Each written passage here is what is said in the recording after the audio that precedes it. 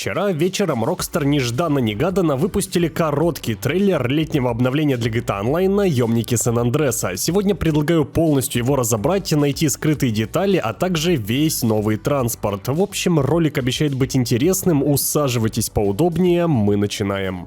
Обновление все ближе и ближе, это значит, пришло время подготовиться. Дабы не мучить себя фармом и позволить все и сразу, я приглашаю вас в свою личную группу по прокачке. Более 8000 положительных отзывов, большой ассортимент товаров как на ПК, так и на консоли по сниженным ценам, любое количество денег, уровень, скиллы, репутация автоклуба и многое другое, регулярные акции и бонусы постоянным клиентам. Один совет: при заказе рекомендую использовать мобильную версию ВКонтакте, ибо только через нее отображается весь список товаров. Через компьютер, к сожалению, многого не видно из-за ограничений самого ВК. Все ссылки само собой в описании, переходи и заказывай лучшую прокачку в Рунете.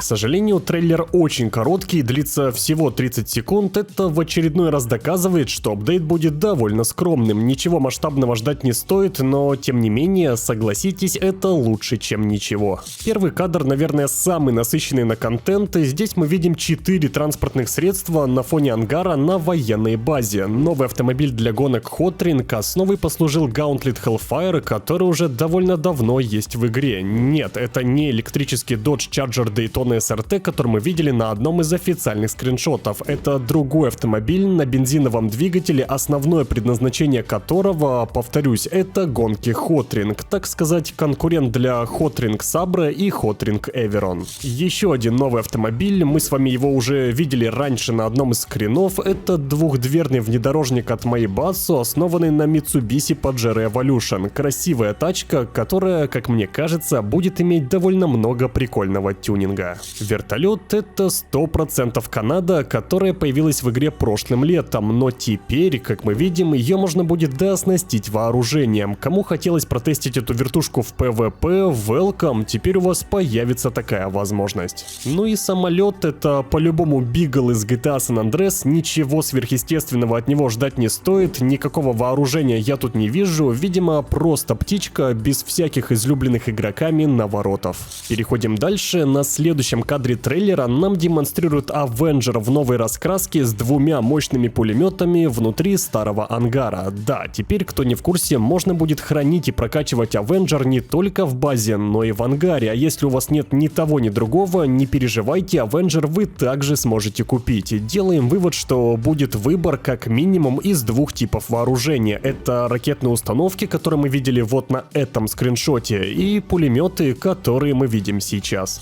Далее нам демонстрируют обновленный интерьер Авенджера. Здесь появилось место для хранения джетпака, не знаю зачем, как по мне, одна из самых бесполезных покупок в GTA Online. И что самое интересное, можно заметить новый командный центр, через который и будут запускаться миссии против Merryweather. Выглядит все это очень слабо, но реально прям нет желания играть. Какое-то все скучное и дефолтное, плюс-минус одно и то же мы видим чуть ли не в каждом новом обновлении. Затем нам более крупным планом демонстрирует новый пистолет-пулемет. Прикольно, что его можно будет держать одной рукой. Кстати, по словам Rockstar, этим оружием очень удобно пользоваться за рулем. Еще один новый транспорт, вездеход, без понятия, на чем основан из реальной жизни, но очень похож на багги из Dirt 5. Трофи-трак, Desert Raid, Драугер, подвиньтесь, у вас появился новый конкурент. Ну и на последних кадрах трейлера мы видим самое интересное. Это новый истребитель, основанный на F-35. Во-первых, ровно так же, как у Гидры, у этой птички будет доступна функция VTOL, то бишь вертикальный взлет и посадка. Во-вторых, если приглядеться к интерьеру, можно заметить, что из вооружения будут присутствовать пулемет с разрывными патронами, обычные ракеты и ракеты с самонаведением. Кроме этого, на приборке видно упоминание некого XR Mode. Что это такое, непонятно, какой-то режим полета, возможно, это как раз таки вертикальный взлет, а возможно, что-то совершенно другое. Кстати, на боковине истребителя написано VGA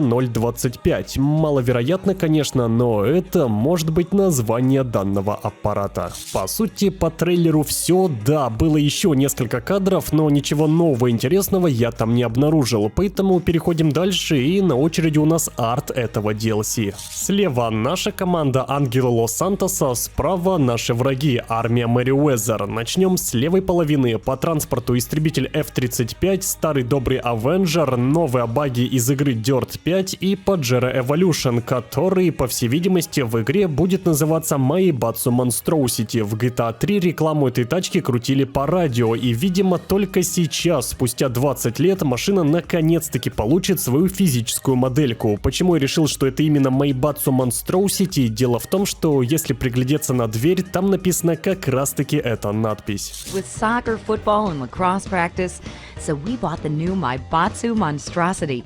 It's so big, we lost little Joey in the back and couldn't find him for an hour. When I'm rushing to the mall or talking on my cell phone, I know me and my family are safe.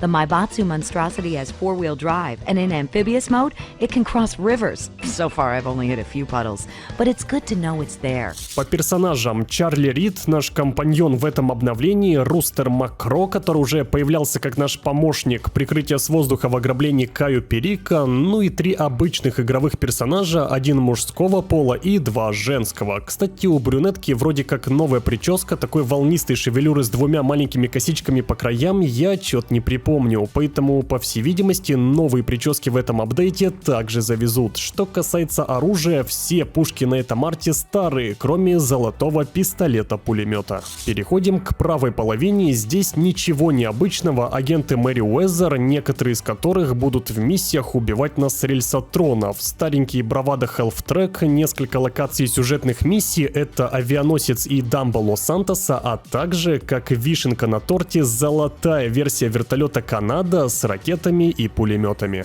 Как итог, на данный момент нам слили уже 8 новых транспортных средств: электрический Чарджер, Pajero Evolution, Hotring Gauntlet Hellfire, истребитель F-35, самолет Beagle из GTA San Andreas, новый багги-вездеход, измененный Avenger и измененный вертолет Канада. На этой неделе Rockstar пообещали рассказать еще больше не только о грядущем обновлении наемники San Andreas, но и о том, как они планируют улучшать игровой процесс в GTA Online. Поэтому не расслабляем булки, всю неделю с нами будут делиться новыми подробностями. Я уверен, покажут еще несколько новых транспортных средств, ибо до 13 июня им надо как-то поддерживать хайп вокруг скоро выходящего DLC. Заебался делать этот ролик, совсем я что-то разучился быстро клепать контент, да и пох. Лучше не быстро, а качественно, согласитесь. Поэтому буду очень признателен, если ты подпишешься на этот прекрасный, лучший среди худших канал по GTA. Ну реально, раздражают челики, которые смотрят каждый ролик и не подписаны, а судя по статистике, таких большинство. Пиздец. На этом все, я как обычно с вами не прощаюсь, ведь мы в интернете, а это значит совсем скоро увидимся.